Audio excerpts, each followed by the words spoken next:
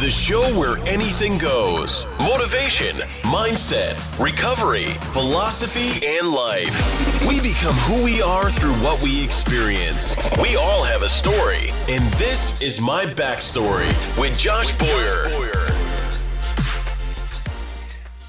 All right, man. The My Backstory podcast. And I apologize if I butcher your last name, but I'm here with Dylan Magaster. Is that right? Did I say that right? Yeah, Dylan Magaster. All right, cool, man. I'm super stoked about this episode because the little bit that I did look into your story, it seems super fascinating. It's kind of like a fantasy for a lot of, especially men, that are out there living on a boat and living their best lives and traveling the world. So I want you to share your story, your backstory of where you grew up, what you're doing now, how you got to where you are today, and just share that. So go ahead and take it away, brother.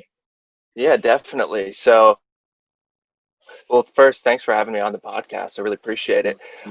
So I grew up originally in Kansas City, just outside of Kansas City, in Olathe, Kansas. Family of 5. I was the youngest of 3 siblings. I have an older sister and an older brother. Brother is the oldest of the 3 of us. And just a normal, Midwestern suburban upbringing. Lower middle class, nothing fancy. We're never wanting as kids, but not like, not wear the designer clothes, luxury living, by any means. But it was good. It was good. I was raised in the church and all of that, and then in high school I started kind of bouncing all over the place. I was in drumline and culinary and aerospace engineering for a little bit, and then quickly dropped that, and then was in wrestling. And so I was already like significantly different than everybody else in my family. Like, everybody thought in my family there's no musical talent, and then it was like, oh look, I played drums and guitar, and I was by far the most creatively inclined in the family. And so when I wanted to start traveling, it wasn't that big of a shock. And growing up, we did a decent amount of traveling, nothing too crazy, but like I turned 13 in Holland. My mother took me to Holland to watch my sister play soccer. She was in this like international soccer league for one season, which was really cool. So we went to Holland for a week, and I turned 13 there. And then other than that, it was pretty much just, normal family vacations. Growing up, throughout my childhood, we went on 2 different cruises, and so did a little traveling in the Bahamas and stuff like that with the family. And then in high school, we did missions work in Honduras, and so I went to Honduras 3 different times to San Pedro Sula, which at the time was the murder capital of the world. Now I think that's moved into someplace in Mexico, but at the time it was quite dangerous. And then we were working with some missionaries in a village just outside of that area, which was really cool. And so I always really liked traveling and seeing different cultures and different perspectives. And then the internet was kind of my gateway into world travel of like, wow, I've got to see the world. Like, there's so much cool stuff out there. I can't just stay in Kansas my whole life. And then I was, like I said, I was doing culinary. I graduated high school and started in a culinary program, like an apprenticeship program at a community college, and quickly realized I did not personally enjoy working in a country club as a chef. So dropped out of that, and then learned that, and then before I quit that job, I learned that people were making careers on YouTube. And I was like, I think I can probably figure out how to do that. And so I, bought a camera, spent a good chunk of money on a camera, and then just started making videos. And at first it was terrible challenge videos, like the old school YouTube challenge videos. And then for a while it was like really bad comedy sketch videos. And so I bounced around, and I've created now a total of 6 different channels, YouTube channels, I think maybe 7. But before one started working and providing income, I was at like 5 different channels. So there was like 4 definite failures. And so I started doing that, and then I bought a Prius and just started traveling around America as much as I could. Like I try to do a road trip once a month, and then in the late spring I did like a 6-week road trip around Western America. Like drove down through Moab to LA, all the way up to Seattle, and then back to Kansas in 6 weeks, which is like so much driving. I did that by myself. Would you mind going into what some of those failures were on the YouTube channels? Yeah, definitely. Because I know there's a lot of people that are looking for ways to live life on their terms, you know, where they can like make an income doing something they love, like traveling the world. But a lot of people just don't know where to start. You know, it's like, all right, cool, you got a camera, start making some videos, you were uploading them. Like, how did you start monetizing it, and what were some of those failures that you experienced in the beginning? Yeah, absolutely. So I'm a self-taught filmmaker. Everything I've learned has been via YouTube, basically via doing it myself and then watching. In the beginning, it was all Film Riot. There's a YouTube channel called Film Riot that I used to watch all the time. And so, yeah, like I said, the some of the failures were the challenge videos. Those were not successful and not. I mean, they were kind of fun to make, but not like super fun to make. And then I had a little run of, I don't know, maybe 6 or 8 comedy sketch videos that were really bad. And I was doing that with a friend in Kansas City. And at the time, I was like, I'm all in. I'm going to make YouTube work for me. Yeah. There's no doubt in my mind. I just don't know how I'm going to do it. And he was like, not super sure if he was like into it or not. And so then, you know, he was like showing up late to days that we were like dedicated to work on it. And so anyway, we ended up like going our separate ways in terms of creating. And so then it was like, okay, well now definitely can't really make comedy sketch videos by myself, and these aren't that good anyway. So what I'm going to switch to, well, I want to travel. What can I make while traveling by myself for YouTube? And so I was like, well, what if I made some sort of like travel series, some sort of travel log or something like that? So then I got on the internet. This was back in like 2016 or 2015, I think 2016. And so I got online and I like Googled travel YouTubers, and then came across the classics of Fun for Louie and Mr. Ben Brown. And I saw that I didn't even know who they were at the time. And so I saw that they were making a living on YouTube, making these like daily travel videos. And I was like, wow, yeah, I could totally do that. I could definitely do that. Which some people see that people have done things and they're like, well, it's already done, I can't do it.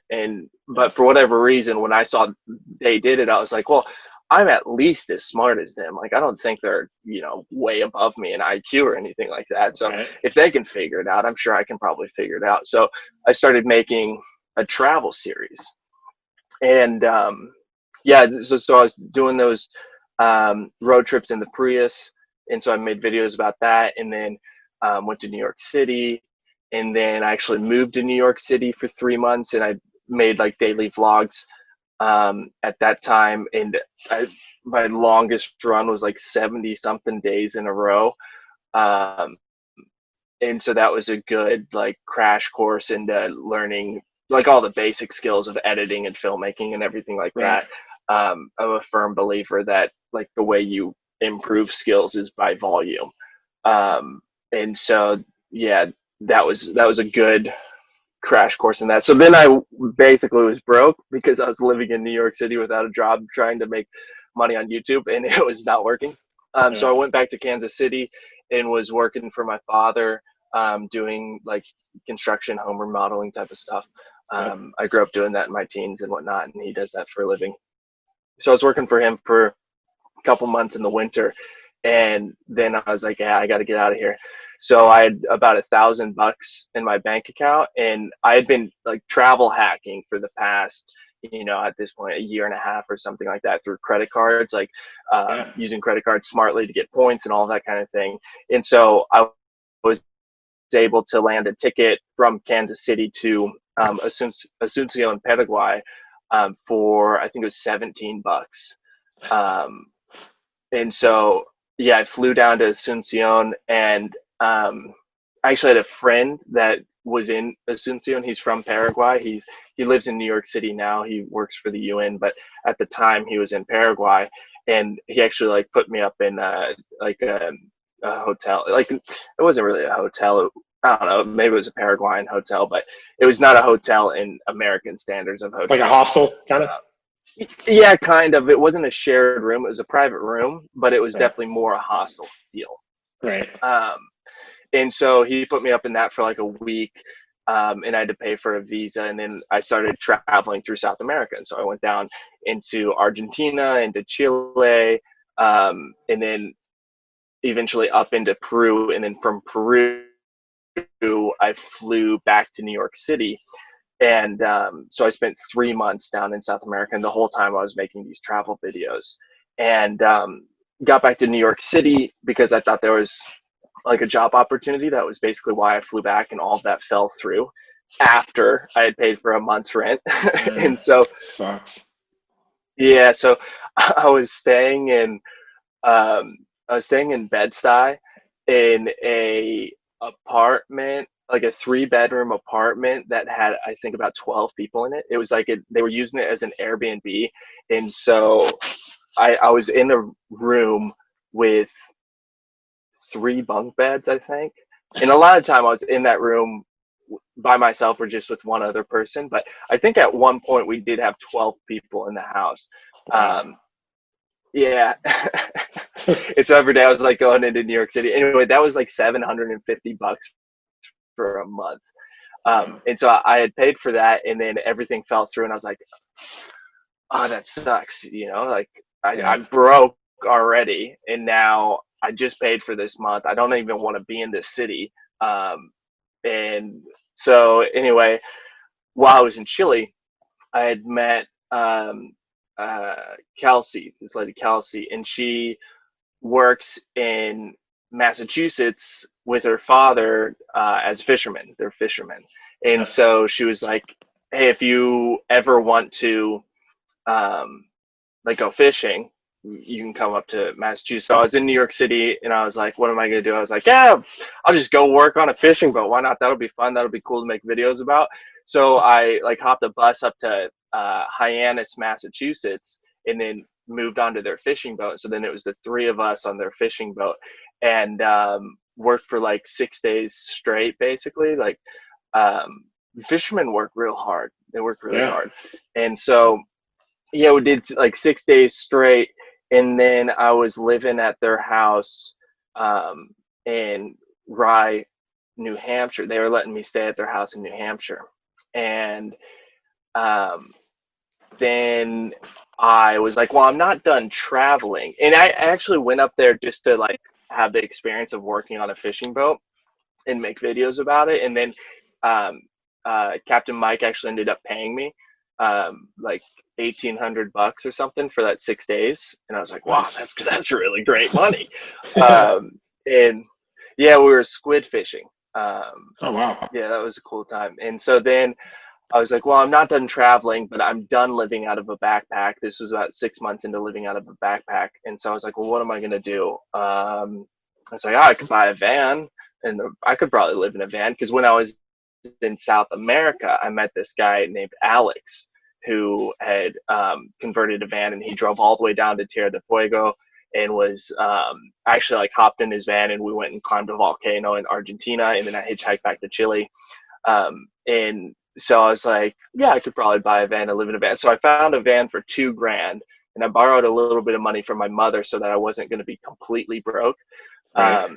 And then I bought the van, and then drove around New England for about a month with literally just a mattress and a cooler in my backpack. And in the van was they used to use it for like moving around disabled people. So there was a wheelchair lift in it, and then one seat in the back, and then the rest was open with like tie downs for the wheelchairs. And so I didn't have to take anything out of it. I could just lay down a mattress and then have the cooler in there. But then there was this giant wheelchair lift.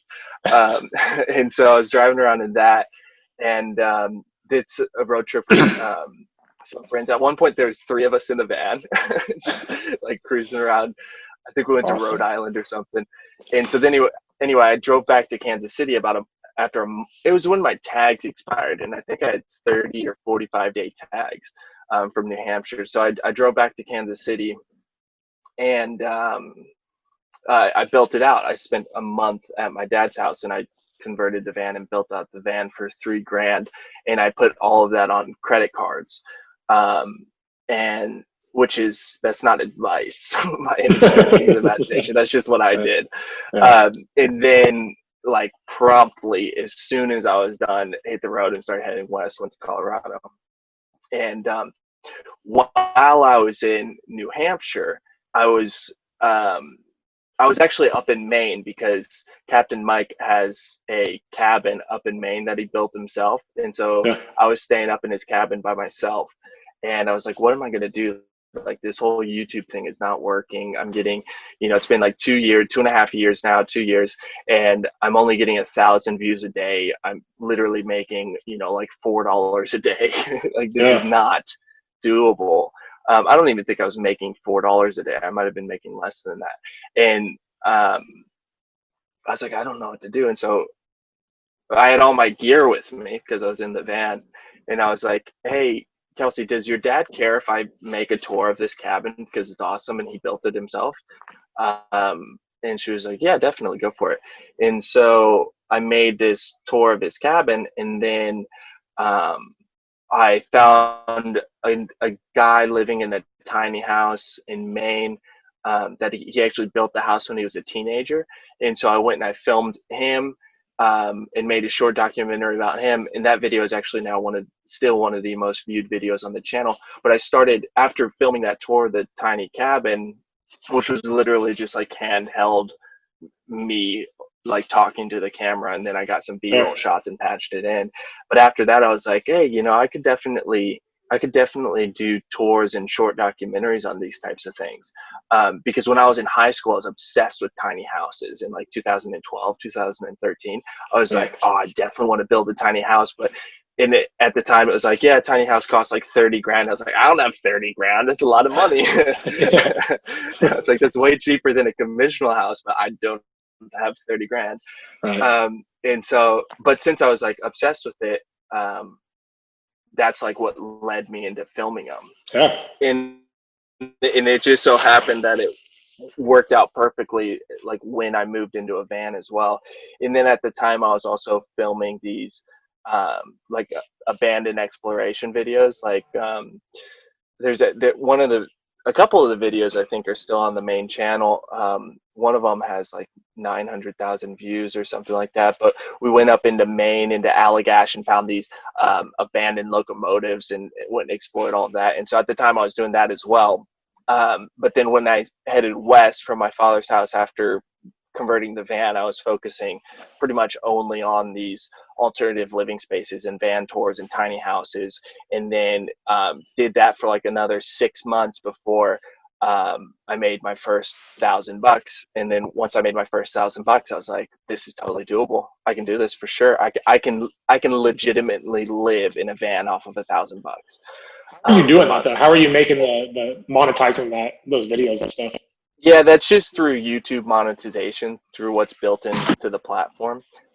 So yeah, like the pre-roll ads that run on YouTube videos, like the 5-second skippable and stuff like that. When I started the channel, this was before YouTube had the monetization requirements of now you have to have 1,000 subscribers and 4,000 watch hours. Before, when I started, none of that was in place, so I could just monetize from the very beginning. But because I was not pulling views, it just was not very much money. But in January of 2016, I believe, 17, 16, 16, 17, I don't know. I had a video that got 300,000 views in a month, and Nice. that was that allowed me to make $1,000 that month, compounded with the other videos I had on the channel, which were getting views. And so that was like I did it. I made it. I can keep, and then I just like hustled for, until now. And, but when I first posted that tree house or that cabin tour, I saw my views immediately go from 1,000 views a day to 3,000 views a day, which is a significant difference, but it's clearly not enough to live on. But I was like, that's the biggest spike I've ever seen on all of my channels. And so then I just kept doing it, and it grew and grew and grew. And now, it's a full production company, Florb. We've got a team of 3 full time, and then we have other independent contractors that we work with as well. So that's awesome, man. So like, how do you get traffic to go to your YouTube? How does someone, like, if they're like, for me, like I don't use YouTube too much. I mean, my podcast will go from the Lipson, which is who host it, and then it'll go to all the different sites, and YouTube just happens to be one of them. But I'm not doing anything basically to like gear like traffic toward YouTube. So how do you go about doing that? Right. So with YouTube, and I think this is kind of with most platforms. I'm not super familiar with how like podcast platforms work, but video platforms, you want to get plugged into the algorithm, the YouTube algorithm. So like for example, on Florb, the main channel, 90% of the views come from people that are not subscribed to the channel. And the reason for that is because all of those views are coming from suggested videos or from the browse feature. So the videos are getting promoted to people, getting put in front of people to get impressions, and then people are clicking on it and watching it and going down their YouTube rabbit hole. And sometimes our channel is that rabbit hole. And so it's really about like understanding the algorithm of whatever platform you're in, and then figuring out how to move into that. And with YouTube, they basically care about 2 things: click-through rate and watch time. So YouTube's whole goal is to keep people on the platform for as long as possible. And so it's like, how many minutes are people watching your video, and then what percentage of people are clicking through from the impressions, right? So that's basically what you want. You want high click-through rate and high watch time. And you do that enough times, then YouTube understands who to serve your impressions to, and then it'll do it for you, because YouTube's whole goal is just to get the minutes. And so they don't I mean, it's arguable whether or not they discriminate, but in theory, they don't discriminate against channels. It's just like they'll promote the content that people will watch. And so, I mean, for YouTube, it's like the 3 most important things are: 1 is obviously the content itself. If the content is not good, then it doesn't matter. That's the most important. And then title and thumbnail. It's like, if the title and thumbnail aren't good, then nobody's going to click. If nobody's going to click, it doesn't matter how good the content is, because nobody's watching it. Right. So how do you, like right now, like where are you now? Right now, I'm in Tunisia. I'm in Monastir, Tunisia. On a boat? Yeah, the boat's on land right now. We pulled the boat out of the water, like a month and a half ago, 2 months ago, to do some work on the boat. And then, we've just been living on the boat on land, doing work on the boat and video editing and all that kind of stuff. Hopefully, we'll be going back in the water in like a week. So why don't you share that story about how you ended up on a boat, like what you're doing now? Yeah, so when I lived in the van for almost 2 years, and during that time, I spent most of my time on the West Coast, but I literally drove that van from coast to coast because I bought it in Maine. And I went up into Canada, and then all the way down to Baja, all the way to Cabo San Lucas in Mexico, and then back up to California. And I spent a good amount of time in Joshua Tree. And in Oregon, I spent a lot of time in Oregon as well. And so during that time, I was just filming these alternative living spaces, and it was a hustle and a grind. Like, people are like, man, van life is so amazing. I'm like, yeah, it is really amazing. They're like, what do you do all the time? And I'm like, in my head, I was like, oh, I want to be rock climbing and hiking and all this kind of stuff. And then it turns out I'm like filming and editing, and that's it. I'm working like, 60 hours a week, because I got to find these people, schedule them, film them, edit them, post it, find another one, schedule it, film it. And it was a grind. And so I spent a lot of time in Starbucks. Just I was gonna say, where are you getting your Wi-Fi signal? Yeah, at the time, I mean, I really like going to like eclectic coffee shops, but the thing is that you don't always know if they're going to have solid Wi-Fi or access to electricity. So Starbucks, you know what know what you're going to get. You're going to get electricity, unlimited electricity. You're going to get decent Wi-Fi, and it's going to be really cold in there. So always bring a jacket to Starbucks, because they crank it down to get people turned over. But if you want to work in there for 8 hours, bring a jacket and a hat, and you're good. And so, yeah, I would just drink cold brews and work in Starbucks. Nice. And so then, I don't know, about 18 months into living in the van that I lived in, that I converted, I couldn't stand up in, which was unfortunate. But it was just a van that like was available for me. It was $2,000 when I bought it. It had like 60,000 miles, which is kind of unheard of. There was not a whole lot of rust, which is also unheard of for how old it was, considering it was from the East Coast, because it didn't have an undercarriage spray or anything like that. And so, yeah, I couldn't stand up in it. So after about 18 months, I was like, yeah, I think I'm kind of tired of living in a van. It's kind of starting to wear on me a bit. Just like living in a backpack started wearing on me. And so it's like, well, what am I going to do? I know I'm not done traveling. I don't know why I know that. I just know that I'm not done yet. Maybe it's just because I don't know where I want to live yet. And so I was like, what am I going to do? I was like, well, what is bigger than a van, but still allows for travel? And I was like, oh, I guess I could do a boat. Like I met a couple people that had boats up in Olympia, Washington, but I'm not a sailor. I wasn't a sailor. I'm from Kansas City. Like, I don't even know how to sail. I'd been on lakes before and cruise ships, and that was it. And so I went down to Cabo San Lucas to get scuba certified, because I was like, oh, if I'm going to be sailing, I'm going to be scuba diving all the time. So I need to get scuba certified. And I was like, where could I do that? I was like, I don't know. Bottom of Mexico sounds cool. Bottom of Baja, Mexico, that seems like a good place to do it.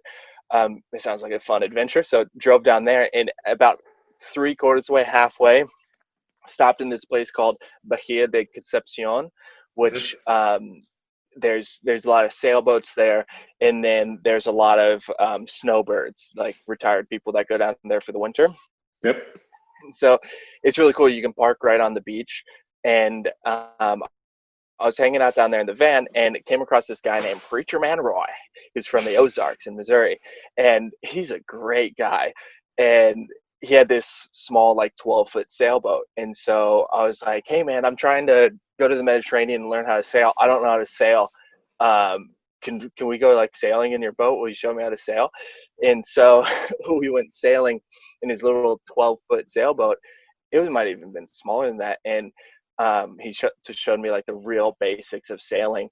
And we went around the corner and went to this bar, and none of us had money, but we were still able to get beers and food because he knows everybody there. It was great. And then we sailed back and like almost capsized the boat. It was super fun.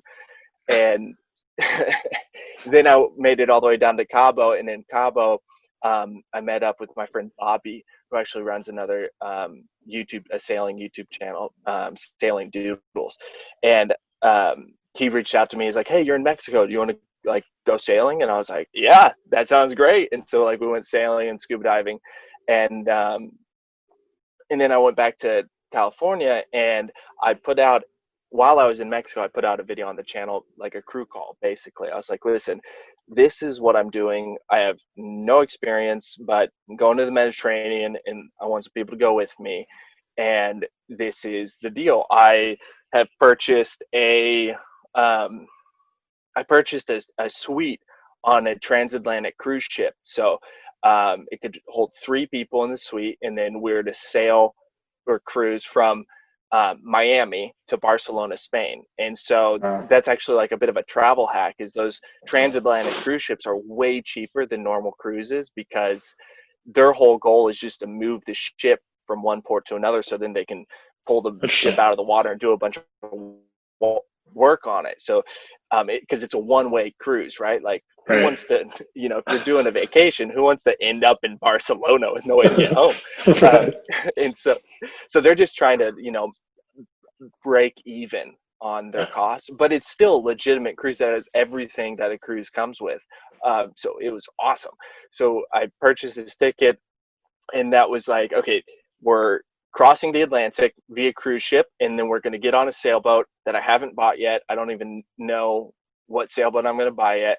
And then we're going to sail around the Mediterranean, and we're going to make videos. Like, that was basically the pitch. And, nice pitch, dude. Yeah. And so I got some video applicants, and I picked Jack Peters and Tara Ware, and they met me in Miami. And just before that, I took a 5-day sailing course in Panama City at Reef Runner Sailing. And then I picked them up like a day before we got on the cruise ship, and I'd never met them before, just via That's awesome. video. And so then we did a 14-day cruise across Barcelona, and like halfway through, I was able to manage to get like unlimited Wi-Fi from the cruise ship, because I was like, hey, I've got a YouTube channel. And then I was like, and so I got unlimited Wi-Fi from them, which was great, because Wi-Fi in the middle of the sea is expensive. And so about, I think it was like a week before, 6 days before we got to Barcelona, I like secured the sailboat, and it was in Barcelona. So we got to Barcelona, and we arrived at like 8 a.m. And then we hung out in a Starbucks for like 4 hours, and then we moved onto the sailboat the same day. And so it was perfect, man. Yeah, man. Yeah, it was epic. And then 4 days later, we sailed to Mallorca, Spain, from Barcelona, which is 111 miles, which is about a 20, and I think it took us about 30 hours to do that sail. Wow. And so then we're off to the races, so to speak. So cool. So what was your plan, like in place, that you were just going to sail around the Mediterranean and make videos and basically live off the revenue from YouTube? Yeah, I didn't have that much of a plan, honestly. Awesome. I remember like being in Mexico and like almost having a panic attack of like, oh my God, I'm gonna do this. Like, how am I? And then I was like, keep it together. Like, you can totally do this. Just relax. We're not even there yet. There's no reason to panic now. You're on a beach. Yeah. And so, yeah, I didn't really have a plan. Like I said, the pitch was basically, we're going to cross the Atlantic, and then we're going to be in a sailboat and make videos and sail around the Mediterranean. And then eventually we'll sail back across. I guess the original plan, which is so crazy now to think about it, was like move into the boat in May, and then just like sail to Greece, sail through Greece, and then in December cross the Atlantic. Which now, as a sailor, it's like that's like, I'm over 2 years into it, and it's like I still have another year and a half before I'm going to cross the Atlantic in order to see everything that I want to see, and in order to hit the weather window. So to think I was going to sail 1,000 miles to Greece and then explore it, and then sail another 1,500 miles to get to the Canaries, to then sail the 2,000 or 3,000 miles to cross the Atlantic, all within 8 months, is like insane. Yeah, no, it's just dumb. It's just like I knew nothing about what I was doing. But I guess that was the original plan. And so, yeah, we started sailing around, and we were making, these sailing videos that were going on the original channel, on the main channel, Florb. And then it just like ended up being way too much for me to be able to manage everything, of like learning how to manage a boat with crew, and then how to manage this channel, because we didn't have a backlog. So we were still like hustling to get videos to film every week. And then, and then learning how to be a skipper, and then sail through these different countries. And it was just way too much. So ended up shutting down the sailing stuff for a while. Well, it took us forever just to turn around the first video because Yeah. it was like it was so intense. And then recently we just ramped up a second channel, which is self-titled again for this new one. So it's Dylan Magaster. The URL is like youtube.com/Dylan Magaster, the number 2. Nice. And so this one is all like sailing stuff, and I'm really happy with how the videos have turned out. So now, 2 years later, like I've figured out the balance of how to run the main channel and how to ramp up this new channel and balance both types of content. And so yeah, we're like gearing up, and I don't know, we've posted like 5 or 6 videos already, and got more to come. And yeah, I'm really happy with how that's turned out. So yeah, it took me 2 years basically to figure out how to actually balance the two. Are those same Yeah, two that's how still it with turned you? out. No, so right now Jackson is here. So in the beginning, it was me, Tara, and Jackson, and then we sailed around for like 4 months together. And then Jackson had to go back to Canada to finish his degree in filmmaking. Okay. And then so he finished that. He had 1 semester left, and then he converted a van in Canada and then drove around Canada and America filming for the main channel, filming these alternative living spaces while I was doing this in Europe and whatnot. And then yeah, Tara and I we had a bit of a falling out, and so she's Spain, I think. But yeah, it's all good now. So then Jackson came back out a couple months ago, and it had been like a year and a half since I'd actually seen him. And so now at the moment it's him and I in the sailboat.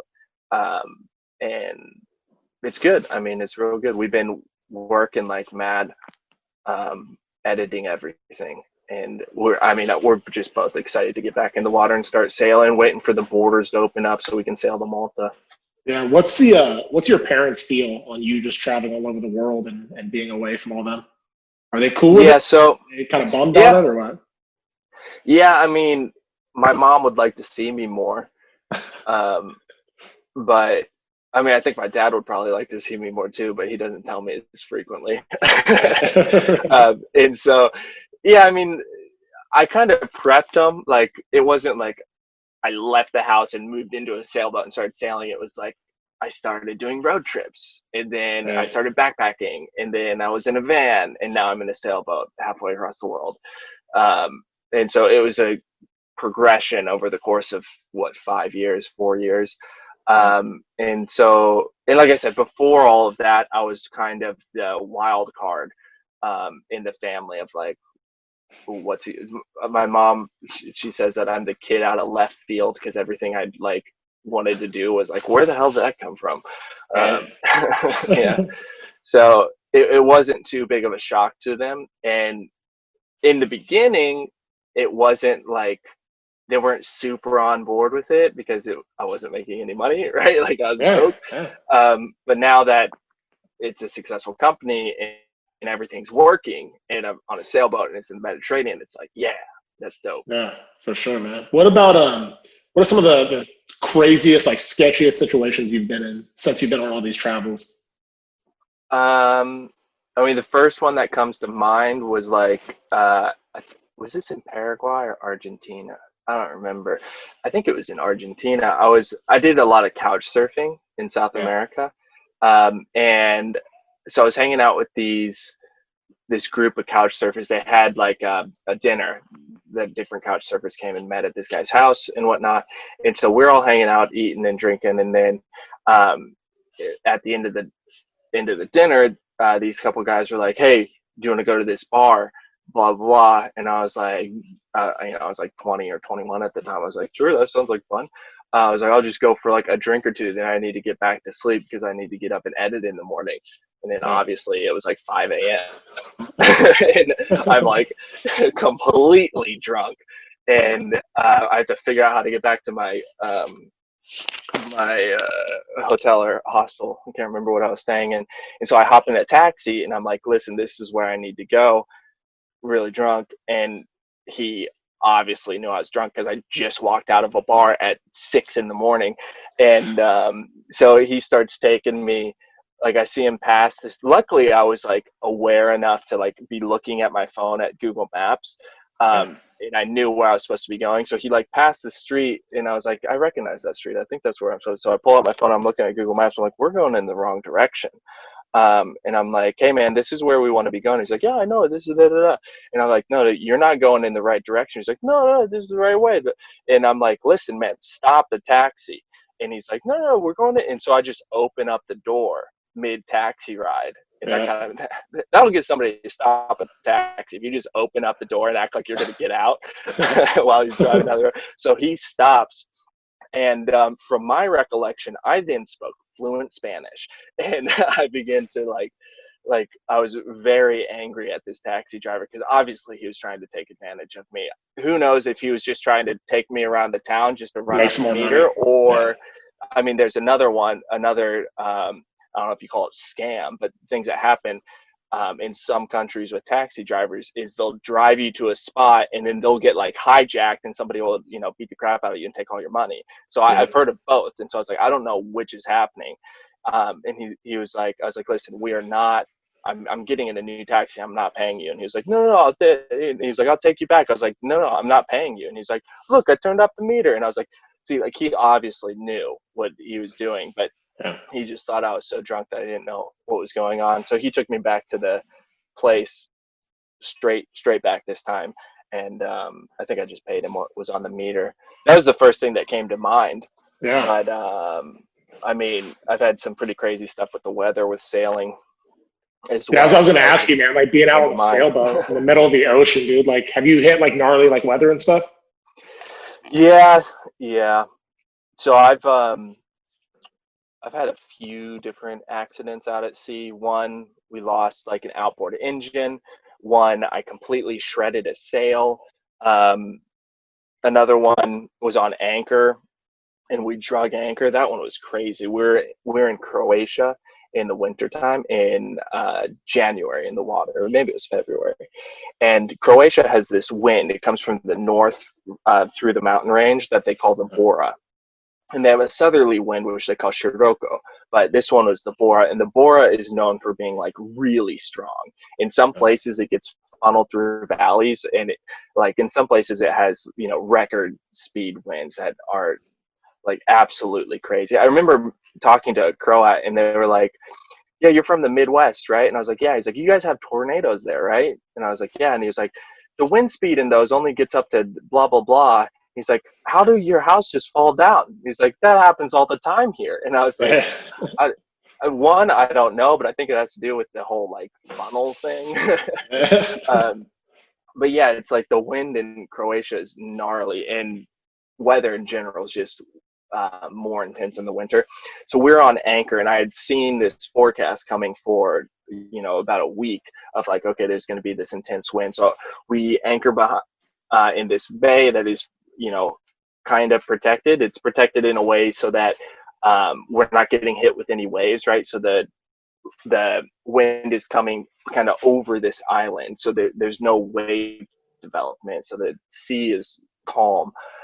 But the shape of it actually ends up where we have a lee shore. So, you know, if the boat was just to drift with the wind, we would end up on shore, which is not ideal by any means. And so this Bora hits, and it is blowing like really hard. We're on anchor, and we've got about a 3.5, a 4-foot freeboard. So that's the amount of boat that's out of the water up to the rail. And so the wind was blowing so hard that while we were on anchor, the sails were not up. It was dunking the rails into the water. Yeah, it was like really gnarly. And so woke up the next morning, and it was like, wow, this is a wild ride. And then the anchor started to drag, and we got that lee shore. And so I have to run up into the cockpit, and it's February in Croatia, so it's super cold, but we've got a wood stove in here, so it was nice and toasty down below. And so I'm just in shorts, no shirt, no socks, no shoes, but I don't have time. So I just run up to the cockpit and like turn on the engine, and then I'm motoring operating the boat, and the wind is kicking up the water, and I'm getting hit with spray, even though there's no waves. In this, the spray that was hitting me legitimately hurt. It like felt like I was getting hit in the face with sand or needles or something like that. And it wasn't because it was so cold. It was because the force of which it was hitting me. And so then we had to, turn on the motor, and I had to use full throttle just to get through the wind in order to like get us to a place so we could pick up the anchor and then re-drop the anchor. But I was like, I'm giving it all she's got, captain, type of thing. And it was like, we're barely moving. That one was really gnarly. And then we end up in Dubrovnik, and we're talking, and they're like, yeah, that was the worst Bora we've ever had in like over 200 years. And I was like, that's great. Just my luck. For sure. Yeah. That's awesome. What's the best place that you've been so far on your travels? That like your favorite place, like one that's the most memorable, where like it's been your top of your list so far? Yeah. So, taking sailing into account, definitely Greece. Greece is perfect for living on a boat. It's awesome. I mean, I have not been any place better than Greece for sailing specifically. Mainly just because the islands and the Greek people are super nice, and it's really cheap there in comparison to other places. And it's absolutely beautiful. Like, yeah, Greece is super fun. I like Greece a lot. I also have a big affinity for South America, though. One, because I mean, growing up in America, I spent like a lot of time around Latinos, and then I did the missions work in Honduras. And so Spanish is the second language that I speak the next best. I'm not fluent in Spanish, but I'm like pretty good at it. And so I've got like a real affinity for Latin America and that culture. But as far as like paradise, Greece has been it so far. That being said, I haven't sailed in the Caribbean yet, but I've met quite a few sailors who are like, yeah, we sailed around the whole world and we stopped in Greece because it's awesome. Right. What's your like long-term goal? Like, what do you see happening? Like, do you want to eventually get married, have a family, and settle down somewhere, or do you think you're just going to be traveling like your whole life? Yeah, definitely want to have kids at some point. That's for sure life goal.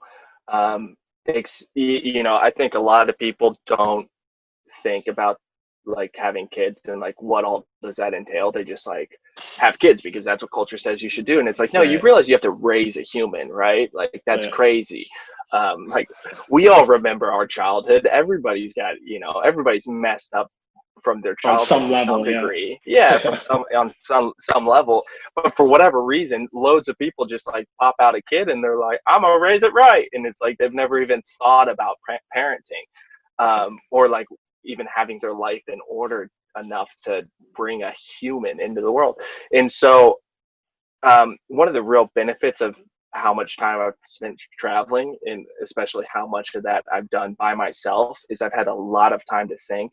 And so when it comes to kids, I've had a lot of time to think of like, what all does that actually entail, and how would I want to do this so that I did it right? And like in relation to education and parenting, like what changes would I make to what I experienced so that it would be a better experience for a kid and all that kind of stuff. So I'm like, I've thought through that a lot. And for me, I don't think it's obviously like who knows what's going to happen, but I don't plan to have a kid for like 10 years basically until I'm like in my mid 30s. But I want to do that at some point for sure. It sounds awesome. I mean, who doesn't like kids? Kids are super fun. My sister has 2 kids, and like, yeah, they're a blast. It seemed like for me, like if I was your age and was like traveling the world or whatever, it'd be really hard to like change that and be like, okay, now I'm like with the white picket fence, like living in a house, like whatever. Like I would want to keep that same sense of like of exploration, same sense of like adventure, and like taking my family with me and doing all these cool things. But it does get a lot more challenging. And it's something that my wife and I experienced after we had kids. Was like, dude, we both love traveling, like love it. Like we've been to Europe, we've been all over the place, and it's like, and then once you have kids, it's like not only is it way more expensive to travel with kids, Yeah. it's way less enjoyable. You know what I mean? Because like, Yeah. dude, you're like, I mean, kids are great, but Yeah, you at the got end to of the day, tailor like, it around the kid. exactly, you know, I can't just go, you know, rock climbing and do all the things that I want to do because I'm stuck taking care of kids, and it's all good. It's part of adapting, but I could see that being a lot more challenging for someone like you that's been like all over the world and then settling down and being like, okay, now you gotta kind of hunker down, if you will, you know?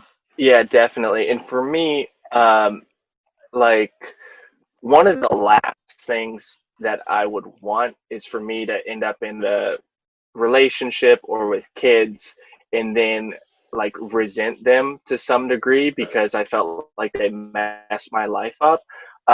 Because I mean that, you know, that would really, that comes out in parenting, no matter Yeah. like how good of a person you are. If there's like subconscious resentment, it's going to show. And so, you know, I really want to be aware of that and make sure that, and obviously I know that having kids is a sacrifice, and you know there is no right time to have kids, but I don't want to feel like I, you know, messed up my life because I had kids. And you know, people do it however they want, and that's fine. But for me, that's how I've thought about it. And um, that being said, I don't even. There's nobody even on the menu right now that I want to have kids with, so Right. that So really helps well the off. process. Yeah. What things did you learn along your way, like along your travels and stuff like that? You mentioned that you grew up in the church, and some people don't ever like to talk about religion or whatever, but I want to bring that up because I think it's important. Like, did you learn other things that kind of pulled you away from what you grew up with, or something that brought you even closer into what your base was? And the reason I ask is because the more traveling that I've done, the more cultures that I've experienced, the more I've kind of pulled away from the dogmatic kind of views of Christianity or of religion or spirituality, because I've become more cultured and I've kind of like broadened my horizons a little bit. So how's that been for you? Yeah, definitely. So for me, uh, I don't know, I left Christianity before I started traveling, I think. I don't know if I left before I started traveling. I definitely like started the process of leaving Christianity, whatever that means, before I started traveling. And part of the reason I started traveling was because of some of these questions that I had. And and yeah, as soon as, you know, people say this kind of stuff, and growing up in the church, I was like, that's not true. They let you question things, but then, you know, you start having some really legitimate hard questions that you've thought through, and you know somebody provides a counter and you're like, yeah, except I've already thought of that, and here's the reason why that's a bad counter. And then they're left with nothing because they haven't thought through the problem, and then you're like, so what? And then they just get mad at you. And it's Yeah. like, oh, so there actually is some truth to not being able to question dogmatic fundamentalism. And yeah, I grew up in a Southwestern Baptist church, so it Okay. wasn't, it was like a liberal Southwestern Baptist. So or yeah, yeah. Which by liberal I mean, because like if you think of Baptist, if you know about like what is the traditional Baptist, it's like there's no dancing, there's no drinking, there's no Right. touching, like nothing. They're very strict. We were like quite liberal in that sense, but still very conservative in comparison to the world. And so I grew up in that, and yeah, I started basically once I got out of high school. I just it. I mean, we could really just blame Tim Ferriss because I started listening to Tim Ferriss and he got me thinking. Yeah, no, he's a Um, great dude. yeah, yeah, Yeah.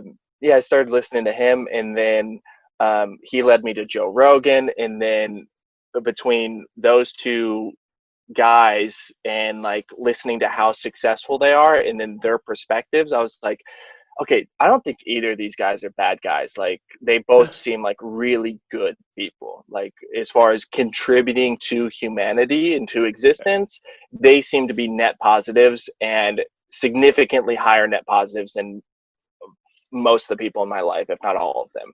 Right. And neither of them are Christian. And so what's up with that? And then yeah, started just going through you know, different thought experiments and all that kind of stuff, and then started talking to people, and then started traveling. And so I don't know, maybe it was about probably about 8 months. No, maybe not even quite that long. Maybe like 2 to 3 months into traveling, I remember having this epiphany. I can't remember if I was in South America, if I was in the van, but it doesn't matter. I had this epiphany I was like, oh my God, I'm not a Christian anymore. And I was like, what does that even mean?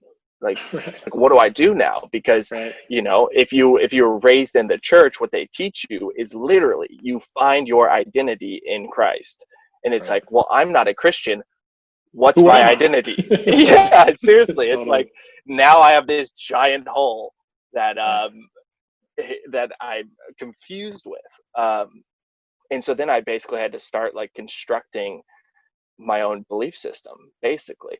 Um, and there's different people I looked up to that really helped with that. But in the process of doing that, I borrowed from a lot of different cultures and a lot of different religions because I have been like very philosophically oriented throughout my whole life. Like especially when I was in the church, I was very into like studying the Bible and teaching the Bible and learning and like dissecting the grammar and all of that. And so then I just started doing that with like the world religions, and I haven't done that anywhere near to the extent that I've done it with Christianity, with the other ones. But I've definitely dove into to a decent amount for a Westerner: Buddhism, Taoism, Hinduism, and I mean, not really the text, but like a tiny, tiny bit of Islam, but not very much at all, really, in comparison to the other ones.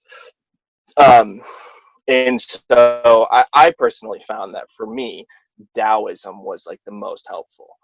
Yeah. And so as I started like constructing how am I going to look at the world, I found that like very helpful, and like Zen Buddhism, and learned a lot from Alan Watts, basically, since he was the pioneer of bringing those religions to the West. I don't know if that answers your question. I don't actually No, remember what totally. your No, question was. it totally answers it because I think like for me, like I grew up in the church too. Like it was very much like I did the missionary work down in Mexico, and it was a huge part of my identity. And so when I started to really question a lot of the belief systems that I had in place, it was unsettling, dude. It was like, oh, dude, Yeah, like that was what my identity was, and like so, like your programming it's really almost needs to be painful. like, yeah, like it needs to be reprogrammed because like you feel like the sense of like shame and guilt for even questioning those beliefs that Yeah, you were so ingrained in you for so long. Um, yeah, and I felt like the more like worldly that I've become, or the more open I've become to like learning and accepting like new like ideologies and beliefs and philosophies, um, it's making me more comfortable. The more that I go, but dude, it's taken me years to get there. for sure. Because it's like there's a lot of programming. So my fear now with my own children is like I don't want to lead them astray and like lead them in the wrong direction, but I want them to be free Right. thinkers, at the same time. So it's like, dude, I want you Yeah, guys to like definitely. find your own way and your own path, and I'll do my best to like model that for you. Um, but I don't want to give you like, oh, this is the way, the only way. It's like, no, you need to find your own path. Yeah, So it's yeah. it's Give been a them like balance. good frameworks to approach the world, and then allow them to do the rest, type of thing, and provide them with like the fundamental values of, I mean, I guess Western culture, which is like biblical values, but just like Right. fundamental values of how do you operate in society so that you add value to people and everybody doesn't hate you, basically. Yeah, for sure. Uh, and yeah, and then allow them to take it from there, because um, yeah, I mean, I had a very similar experience of um, that whole belief system collapses because it's very fragile. And Right. one of the reasons it's really fragile is because when you start like poking at it in people that are fundamental, they get really angry really fast, at Yeah. least where I grew up. Yeah. And one of the reasons they get so angry is because they're not secure. They're insecure about what they believe, and that whole structure of which they look through the world is so fragile that if you start poking at it, it starts to shake, and then they go into survival mode, fight or flight, and most people go into fight. Yeah. Um, and so yeah, it is like really fragile, and with those, but when you are forced to develop your own thought processes and frameworks and perspectives on how you're going to look at existence, it becomes a lot. Not that it's not insecure, because I'm fallible. I don't know everything. I know I'm wrong about things. I don't know what things I'm wrong about, but I know that there are things in the way that I look at the world that are incorrect.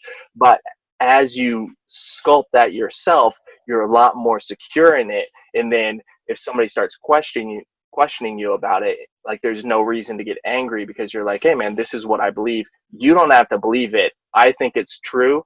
And the reason I think it's true is because like X, Y, and Z, not just because a book says it is, which is way more powerful than, right? Like, I mean, even in Christianity growing up, like the most powerful type of things that people could do is share their testimony, their life experience, because everybody knows that's so much more powerful than text. Yep, for sure. Now it's a trip because, when I was going through that whole process of like reshaping, reforming my own belief system, I was of the same mind where I felt like I was being like intellectually lazy for like just buying into like what a book says. Is like, dude, like that, there has to be more than that. Like I can't just like close myself off to just that. So did you ever get an opportunity while you were traveling to do like any ayahuasca ceremonies or anything like that while you were in South America? Yeah. Nice. I've done one ayahuasca ceremony, which was 2 ceremonies. Yeah. Nice. How was that? How did it like shape your existence that was a and trip. your mindset? Or Yeah, that was a real big trip. I mean, my ayahuasca experiences were very confusing for me. A lot of people talk about how, for them, like generally speaking, if you're doing 2 nights of ayahuasca in a row, the first night is like really difficult and really hard work, and then the second night is like encouragement, security, comfort type of thing. Me, it was the opposite. My first night doing ayahuasca was like a party. It was awesome. It was so good. And then and there was there was a lot of us. There was like I think there was like 20 of us in this small geodesic dome, basically. And then my second night was way different. No visions, anything like that type of thing, and just like psychological turmoil, basically. And then after that, I was just like, what just happened? That was really weird. Because I assume you've done ayahuasca? No, dude, that's what I'm asking, because there's a guy that I've had on my podcast, the Heroic Hearts Project.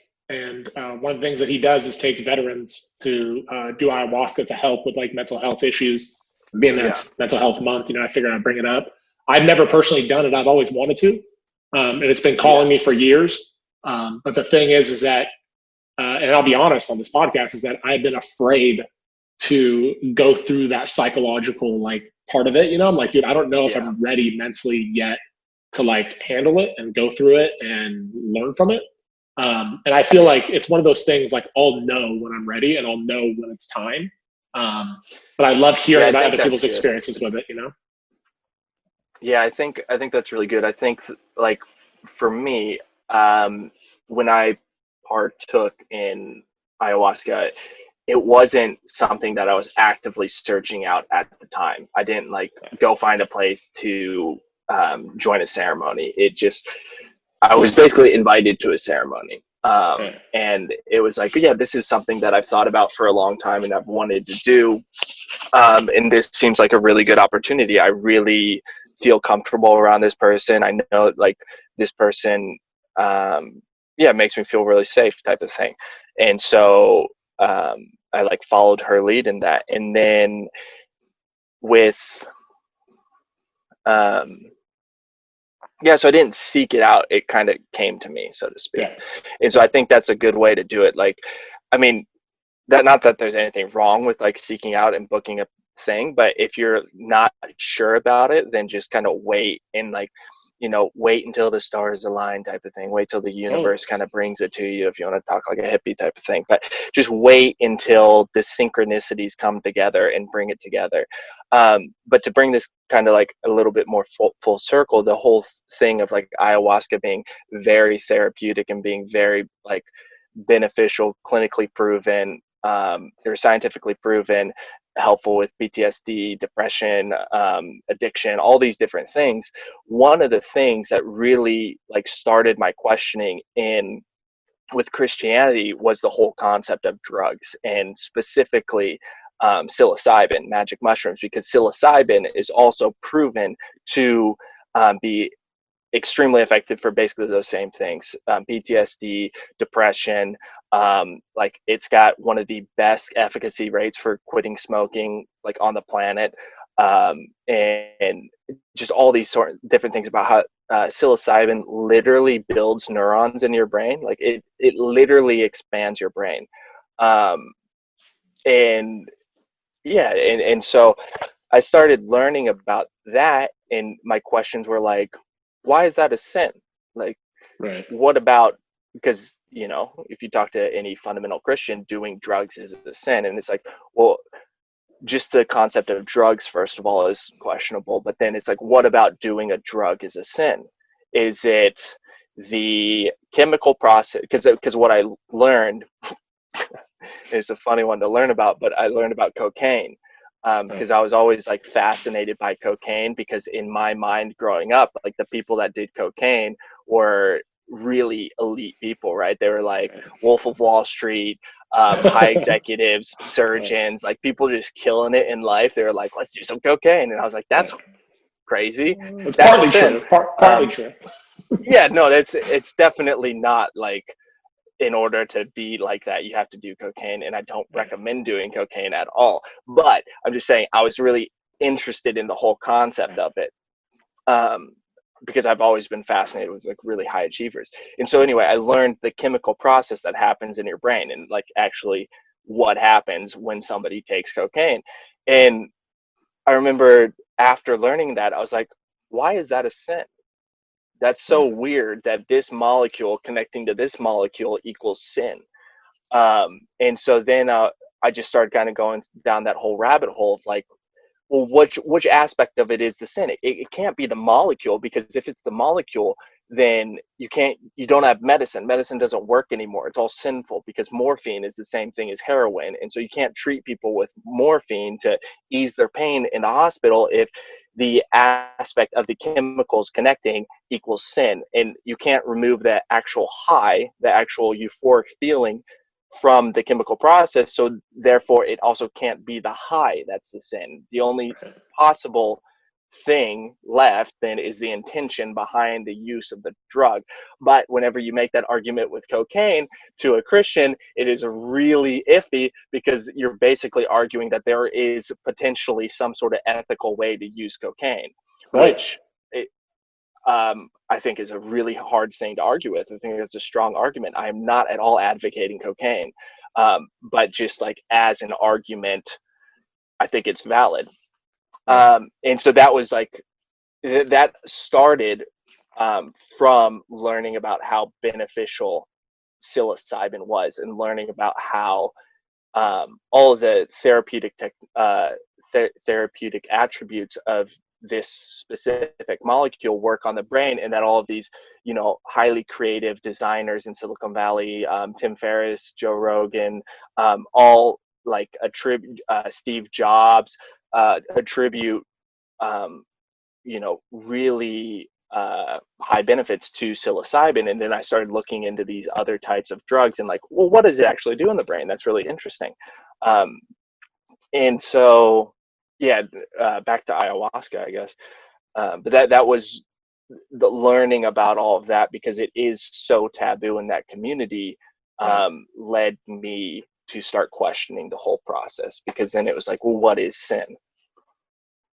But yeah, what else do you want to know about ayahuasca? I'm not an expert by any means. No, I mean, I think that was fair enough. Like what your experience was like. Like the first day was like, because I've heard like there's a bunch of different stories of how it goes down. Everyone's gonna have their own journey based on where they are subconsciously, where they are mentally, emotionally, and all that other stuff. But like some people have explained like their first night being like, like sheer terror, because your body's like hot, you're sweating, you're puking. It's like the purge. And once they let go of like the control, because that's my biggest thing is like, I'm afraid to let go of that control. Like, oh, I don't know, like going to a foreign country and doing some drugs, kind of weird. Like, what if I need help? And I'm kind of like stuck there. Buy the ticket, take the ride. Yeah, for sure. So like, they said once I let go of that sense of control, that's where the real healing like happens, And so it's definitely been called to me. It's definitely something that I think has a place in mental health and has a place in healing a lot of people that are suffering.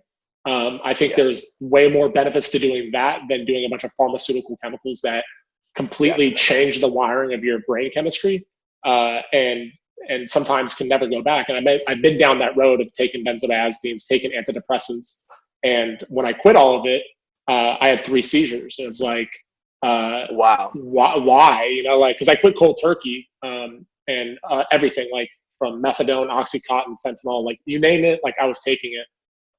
6 back surgeries. And these were prescribed to you, or they just like self-medicating? No. So they were prescribed to me, and so like you're just taking them in mass quantities, and it becomes like part of your normal. Like your new normal is a state of being completely shut off and numb to the world.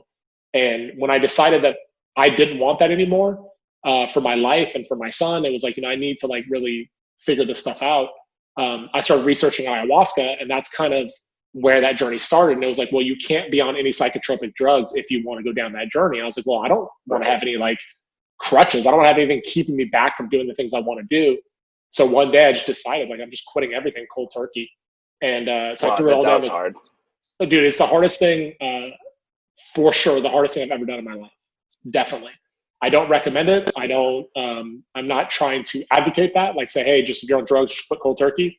I think there's definitely smarter ways of doing it. For me, like I've always been a very extreme guy where it's like all or nothing.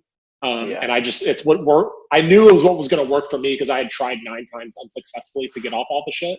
And I just kept going back because that's where I felt normal. It's what kept me at my baseline. And when I quit everything cold turkey, dude, it was terrible, dude. It was frightening. I thought I was dying. I mean, I had to walk around. I just happened to have one here. I think my wife uses it for her back, but like I had to walk around with these tennis balls and like squeeze them all day long because I couldn't stop my hands from like shaking. I was just like walking around like shaking all the time. Wow. And then were you in like a lot of pain during that time too?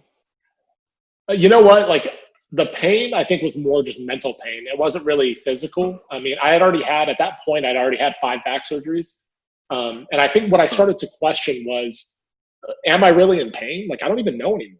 Like I'm so doped up all day, every day that I don't even know if I'm in pain. I'm just taking these medications robotically because I feel like that's what I'm supposed to do. And it was more of like I don't think it was more of a mental addiction. It was more of like a physiological addiction. My body was addicted to it. So I just kept like doing it. And you were originally taking these because of the back surgeries? It started because of the back surgeries, the pain medication. And then with the anxiety and all that other stuff was kind of like, it started in the military and then getting out of the military. I was suffering with like bad, like depression, really terrible panic attacks. And it's something I still deal with to this day. I still have anxiety and panic attacks sometimes, but now I've learned like healthy ways to like work through it. There's been times where I just couldn't manage it and I've taken a benzodiazepine because like, dude, I'm freaking the fuck out, dude. I can't like stop it. And I share that story really openly, Yeah, there's some really interesting studies about like taking veterans and either exposing them to psilocybin, ayahuasca, like DMT, which is the compound in ayahuasca, or I believe MDMA, and the like tremendous benefits that veterans can have with those things, with dealing with that trauma. I mean, I can't even imagine what it would be like to have served in the military, but I can remotely imagine that it would be, something to deal with. Yeah, what they're finding too is like with a lot of veterans, like I think myself included, like I wasn't in combat, so like I was overseas, but I wasn't ever in combat. But what they're finding is a lot of people that were in the military, I got in before 9/11. A lot of us had like childhood trauma, and like that was very common. Yeah. So a lot of us had childhood trauma, and then we go into the military, and that kind of exacerbates some of that trauma coming to the surface. And then not knowing how to really process it. Because they're not particularly nice to you. Right. So like, Yeah, I don't know. I think a lot of people are in the same boat that I am, but thankfully I'm able to share my story. I lived through it. And I can be like, hey, this is what worked for me. And I think it can be beneficial for a lot of veterans to like seek other modalities and alternative methods to healing other than just taking a pharmaceutical drug, that the doctors are telling you to. Another question I want to ask you is, if you had one person or one book that inspired you the most through this whole journey that you've been on, what would that book be, and who would that person be, and why? It could be one or the other or both. It doesn't matter.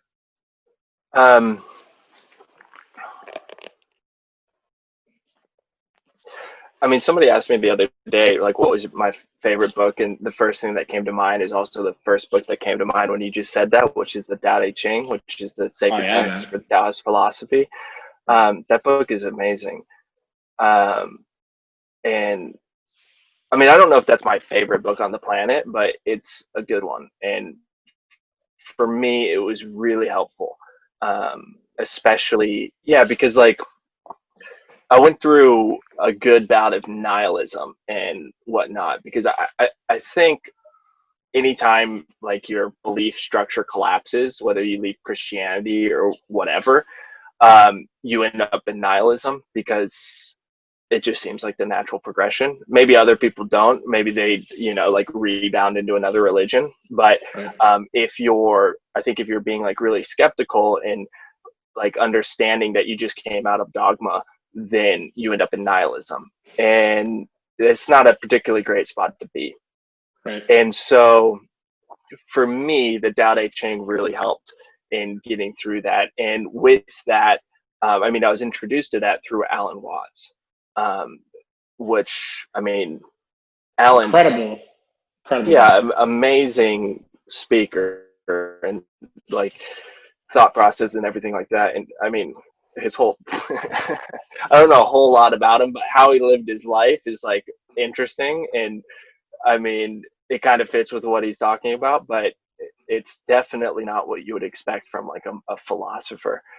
So he's a very interesting dude, but his lectures and speeches and whatnot are very profound. And I think that's like, everybody's human. And so anybody that has that profundity always has some sort of, obviously character flaw, but then also a dichotomy. And I don't think that cancels it out, because you see that with everybody. But then other than that, when he was the one that introduced me to like Taoism and Eastern philosophy, which personally, Eastern philosophy is really helpful, like a really helpful framework to view the world through. I don't know if it's right, but it's definitely a lot, especially since I grew up in fundamental Christianity, where it is like so like Alan Watts, who's like the Catholic Church institutionalized guilt as a virtue. And it's like, that's what I grew up with. It's like, if you weren't guilty, then you were definitely going to hell type of thing. And so having that structure of like big man in the sky, that's, if you're not doing it right, like basically if you're not all in with him, then you're definitely going to hell. And then whether or not you're going to heaven or hell may or may not be predetermined. And then like that whole question is so convoluted and confusing. But for me, I found the Eastern philosophies to really help with that. But then also, and really like a really dark period of my life, I found Jordan Peterson to be super helpful. For sure. I came across Jordan B. Peterson when he like first went on Rogan's podcast back 3 years ago, when he was in that whole pronouns Canada Bill C-16 or whatever. So that was my very first exposure to him. And like that first podcast, like if you've never heard of Jordan Peterson, just listen to the very first time he was on Rogan's podcast. It's a great introduction to him. Some of it's outdated now because like he's not in that controversy anymore, but listening to some of the things that he was saying, they just land. Yeah. They land, especially with somebody that's like going through a very painful period in their life. And for somebody like me that I feel like I relate to Peterson in a lot of ways where well, especially if you've gone through nihilistic periods of your life, then you know that the world can be, and to some degree is, incredibly dark and incredibly evil. And so there's so many different philosophers out there that either ignore that or just don't talk about it that much. But he really goes into that and then explains how to operate through it, which I find super helpful. So after that exposure, I then basically audited his university course like 3 different times or something like that, his personality course and his maps of meaning course. And so that was also in the period where I was like really started to get into psychology and learning psychology. So I personally have found the Tao Te Ching to be extremely helpful. In my introduction to that was Alan Watts. But then as far as like mentor and because Alan Watts has a lot of really good things to say, but not all of his things are actually like pragmatic and applicable. I mean, it's arguable that they are, and you just have to like understand them. But a lot of things he says are really confusing. But Jordan Peterson just like lays it out. He's a pragmatist, and if you actually just don't follow him like Jesus, but just like listen to what he's saying, determine whether or not what applies to you, but then actually do some of the things that he says, they actually work. So I found him super helpful. What's awesome too is that like he's sharing his journey right now that he's going through with his benzodiazepine, issue. And for me, it just was like super relatable because it's like, holy shit, like it's awesome to see when like people that you look up to, that not that they're fallible, but that they have issues too. That you're not alone in the struggle. You know what I mean? And because I've always looked up to Jordan Peterson since I first heard him on Rogan as well. I think he's a brilliant mind. You know what I mean? The way his thought process works is like fascinating. So now he's a great person to look up to.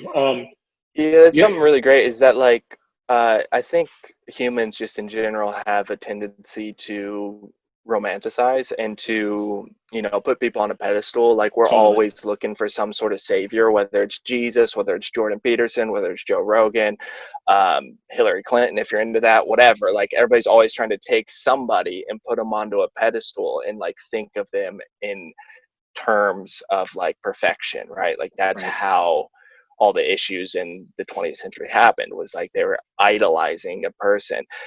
But that's one of the things that I personally found very helpful about travel, is that like, all of these institutions that we have and all of these people running things, like they're in official positions, and so you call them policeman or you call them border patrol or you call them president or whatever. It's like they're literally just people. Yep. They're just people. Like they might be older than you, so they've been living longer, but they've had at the root of what human experience is the same thing as you. And they have insecurities, and they have doubts, and they have fears, and they have all of those things that encompass being human. They have hopes and dreams and wishes and regrets and everything. It's like when you travel, all that gets broken down like very obviously, because anybody that is culturally different, that you may have prejudices or presuppositions about because of the culture you grew up in, just get broken as soon as you start like interacting with them, because you're like, oh, fundamentally we're the same. Yep. No, that's awesome, dude. And it's kind of cool. Like the more work that I've done, spiritual work that I've done, breaking down some of those things that you grow up with and like realizing the commonalities you have with so many different people. Such a freeing feeling, man. It's like freedom. The other question I want to ask is, if you had one lesson that you've learned your entire life here on Earth, what would be that one lesson that maybe taught you the most that you could share with somebody else to prevent them from going through some of the heartaches that you had to experience as a result of learning that lesson? Probably slow down. I've like pretty much my whole life felt like I'm behind for some reason. It's like just something that I've had, is that and I'm grateful for it because it's driven me to be where I am now. But for whatever reason, I don't know if it's the internet, social media, or just what my constitution is, but there's something in me that has always felt like I'm behind, get on it, like get after it. You're falling behind type of thing. And like I said, that's really beneficial in a lot of ways, but it's also really important, one, to have perspective in time, like how long things take, and understand like, okay, we're aiming for, me personally, 150 years. And so that's a long time. And the things that you can do in that time span are so much more than you could even imagine now. But then also, like, there's no reason to rush through it, because if you're always rushing, then you're not enjoying it. And it's not that enjoyment is the purpose of life. It might be, but who knows. But you're living, so you might as well enjoy it. It's like, it's the only thing we've really got, is that we're alive. And so might as well not hate living. And if you're rushing all the time, you can be constantly get a constant influx of negative emotion, because you're like always behind, things aren't working out, something fell through and now you're behind schedule, and all those different things. And then also with that rushing, it predisposes you to make mistakes, because you're not thinking things through, and you're acting on momentum, and you're you're not like executing good decision making skills, because you're in a hurry. And I've had real practical experience with that, like with the boat, of like not necessarily panicking, but thinking a situation was more dire than it was, and then acting too fast, when in reality it's like, most of the time in life, especially living in the Western world, you can like take 5 minutes to think about something. Like nothing bad's going to happen 90% of the time, 99% of the time. You can like take a step back, take a deep breath, and like think about it. And even with sailing, like some of these situations where something broke and I'm like, oh my God, like we got to get this fixed. It's like, you just take a step back. It's like, okay, is the boat sinking? No. Okay, is anything else about to break? No. Okay, then we got time. We got time to think about this. There's no reason now to rush through this and make things worse. Right. So, I mean, I think for me, one of the most helpful things is slow down and try to not be so reactionary, right? Like don't be reactive to things. Don't act in a reactive way. Think and then be proactive. And I've personally like designed my life in a way that helps me learn that skill, because it's a skill to learn. I mean, you're basically learning how not to panic, and it's a skill to learn. I'm a firm believer everybody can learn how to do it, but you just have to have practice in it. It's like everything. It's just the more you do it, the better you get at it. And if you aren't put in situations that stress you or push you beyond your limits, then you don't know. You don't know if you're a panicker or not, because you've never been put in a situation. Like a lot of people are like, no, I'd be cool, I'd be chill. And it's like, yeah, but you don't know, because you've never actually been in that situation before. And then if you get put in that situation, you can be really surprised with how you end up acting. And so if you figure out some sort of way, for whatever that is, for yourself to construct it so that take it one step at a time, so that you learn how to be even keel, so to speak, about in the situation, so that you can think clearly and have patience. Something I'd also like to think about is, like, growing up, people always told me, Dylan, patience is a virtue. And I'd be like, yeah, it's a virtue I don't have. And that was like my canned response to it, because I thought it was such a stupid thing to say to somebody. But then I came around to thinking, because obviously patience is important. But the way that I look at it now is patience is a good strategy. Yeah, totally, dude. Man, I have thoroughly enjoyed this conversation, man. This has been awesome. Thank you. Dude. Me too. Yeah, for sure, bro. What's Thanks for having me. Yeah, definitely, man. What's the best way for people to connect with you and to support what you're doing? Yeah, so well, we just launched the second channel, so definitely check that out on YouTube. That's Dylan Magaster on YouTube. The URL is youtube.com/Dylan Magaster 2, DYLANMAGASTER, the number 2. And then if you're interested in alternative living spaces, tiny houses, tree houses, vans, anything that's, different, then definitely check out Florb on YouTube. That's FLORB, which, by the way, Florb is the contraction of the 2 words floating orb, because we live on a floating orb that's circling a floating orb of nuclear explosions. And so definitely check that out if you're interested in alternative living spaces. And then you can also find me on Instagram at Dylan Magaster. The sailing, Dylan Magaster on YouTube, is all sailing and adventure related. So if you're interested in that, alternative living spaces is Florb, and then my Instagram. And so if you're wanting to connect with me, probably best is through Instagram, I would guess. Nice. I'm not sure. I'm not like insanely active online in responding with comments, mainly just because I've got too much to manage. Right. But that's probably the best way. I mean, if you want to see what I'm up to, definitely check out Dylan Magaster on YouTube. Awesome, brother. Well, and I do read all of those comments right now so far because it's manageable at this moment. For sure. I do not even remotely read all the comments on Florb or even attempt to read any of them. Well, dude, I hope your travels bring you back to California again, one of these days. Definitely. And if not, maybe my travels will bring me out to you, who knows. But thanks again, California's got a good spot in my heart. I'll definitely be back there at some point. Well, when you do, man, look me up, bro. We'll link up. Absolutely. Thank you, Josh. Thank you for listening to My Backstory. Stay motivated and stay connected off the show. Follow at my_backstory_ to be a part of the journey to recovery and to see where your story goes. Or visit us online at hereismybackstory.com.